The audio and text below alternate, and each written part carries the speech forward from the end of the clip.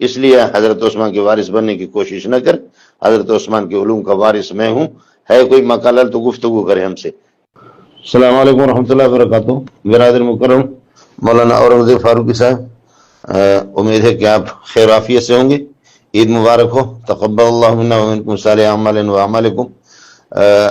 حضرت اقدس مولانا فضل الرحمان صاحب، عید کے موقع پر آپ سے رابطہ ہوا تو چونکہ ملکی حالات اس طرح ہے، میں خوش طبعی کے طور پر مولانا فضل الرحمان صاحب سے یہ عرض کیا تھا کہ بھئی آج کل تو حالات پہلے سے آگ جل رہی ہے، پھر رمضان کی وجہ سے تاہم کچھ حالات تھمے ہوئے تھے۔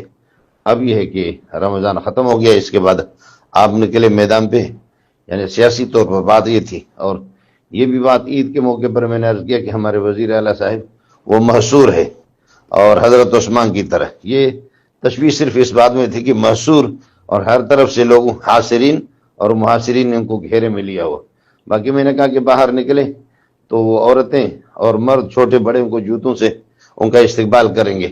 اب پتہ نہیں اس کو لے کر کے کچھ لوگ اور دیگر ناعاقبت اندیش سیاق و سباق سے کاٹ کر کے اس بات کو نہ تشبیہات سے واقف ہے نہ کسی کے کلام سے واقف ہے۔ پھر یہ کہ میں خود موجود ہوں، کیا حضرت عثمان رضی اللہ تعالیٰ عنہ کی توہین کا کوئی تصور کر سکتا ہے؟ اس عبارت سے اس کو پورا آپ سن لیں، اور پھر ان کو شوق ہے میں خود موجود ہوں، اگر کوئی ماکالال ہے مجھے بلائیں یا میرے پاس آ کر کے گفتگو کر لے۔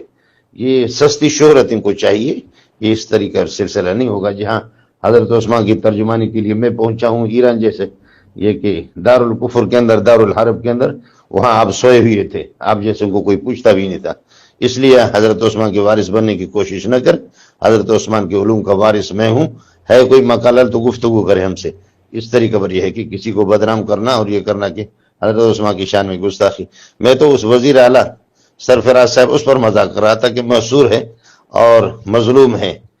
آپ سمجھ بھی نہیں رہے کہ نہ وہ مظلوم ہے نہ کچھ ہے، وہ تو سارا کا سارا میں اس پر مذاق اڑا رہا تھا۔ صرف محصور ہونے میں اگر تشبیہ ہوگی تو کمثل الحمار یحمل اسفارا، کیا یہود حمار کی طرح ہے؟